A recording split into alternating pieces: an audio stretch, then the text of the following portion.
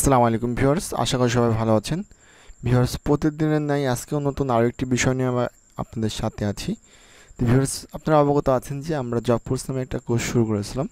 তো ইতিমধ্যে আমরা জব কোর্সের মধ্যে মাইক্রোসফট অফিস ওয়ার্ডের সবগুলো ভিডিও আপলোড করেছি।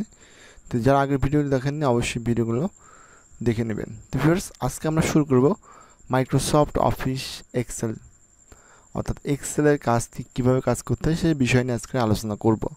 তো ভিউয়ার্স, আমরা যদি মাইক্রোসফট অফিস ওয়ার্ড ওপেন করতে চাই তাহলে যেটা করব, আমরা এখান থেকে স্টার্ট বাটনে ক্লিক করব। এরপরে একটু স্ক্রল করে নিচের দিকে আসবো, আমরা মাইক্রোসফট অফিসে ক্লিক করব। তো ভিউয়ার্স, আমরা Microsoft office word office excel 2010-এর আলোকে কাজ শিখব। তো আমরা এখান থেকে 2010টাকে ওপেন করে নিচ্ছি, মাইক্রোসফট এক্সেল 2010। ওকে। তো ভিউয়ার্স, এক্সেল শিট ওপেন করার পরেই দেখেন আমাদের সামনে যে শিটটা আসছে এটাকে বলা হচ্ছে এক্সেল ওয়ার্কশিট। অর্থাৎ আমরা যখন মাইক্রোসফট অফিস ওয়ার্ডে প্রবেশ করতাম তখন বলতে হচ্ছে ব্ল্যাঙ্ক পেজ, কিন্তু এক্সেলের ক্ষেত্রে বলতে হবে যে এটা হচ্ছে ব্ল্যাঙ্ক ওয়ার্কশিট। অর্থাৎ আমরা এই ওয়ার্ক এরিয়ার মধ্যে কিন্তু কাজ করব। ওকে। তো ভিউয়ার্স, এখানে কিন্তু অসংখ্য ঘর আছে, তা আপনি যে কোনো জায়গায় কিন্তু কাজ করতে পারবেন। তো ভিউয়ার্স, এই এক্সেল ওয়ার্কশিটটা তৈরি হয়েছে রো কলামের সমন্বয়ে। কিসের সমন্বয়ে? রো কলামের সমন্বয়ে। যে এ বি সি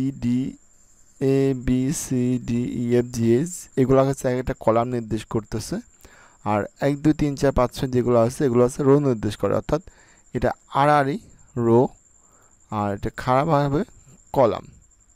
আশা করি রো কলাম চিনতে পারছেন। এখন এই এক্সেলটা আসলে কি? এক্সেল হচ্ছে একটা ডাটা অ্যানালাইসিস প্রোগ্রাম। এই এক্সেলের সাহায্যে আমরা অফিসে যাবতীয় হিসাব নিকাশ কিন্তু করতে পারবো। যোগ থেকে শুরু করে স্ল্যাশের কোম্পানির অ্যাক্টিভিটি প্রত্যেকটি বিষয় কিন্তু আমরা করতে পারবো এই এক্সেল শিটের মাধ্যমে। ভিউয়ার্স, আমরা কিন্তু স্টেপ বাই স্টেপে এক্সেলের প্রত্যেকটি বিষয়ে কিন্তু ভিডিও আপলোড করব।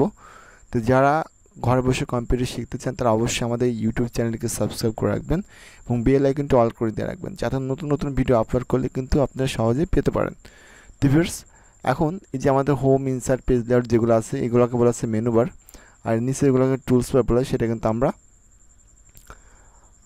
আগে কিন্তু এই বিষয়গুলো জেনেছি। তো ভিউয়ার্স, এখন এই এক্সেলে কাজ করতে হলে পরে আপনাকে বেসিক কিছু নিয়ম জেনে রাখতে হবে। সেটা হচ্ছে এই এক্সেলের মধ্যে যদি আপনি কোনো ফর্মুলা ব্যবহার করতে চান, সাপোজ মনে করেন যে আমি এখানে কিছু সংখ্যা তুলছি। ওকে। যদি চাই এটা আমি যোগ করবো, সেক্ষেত্রে আমার কী করতে হবে? আমাকে প্রথম অবস্থায়, আপনি এখানে যে কোনো ঘরের মধ্যে কিন্তু কাজ করতে পারবেন, তাই আমাকে প্রথম অবস্থায় সমান চিহ্ন ইউজ করতে হবে। সমান চিহ্ন ছাড়া এক্সেলে কোনো ফর্মুলা কাজ করবে না।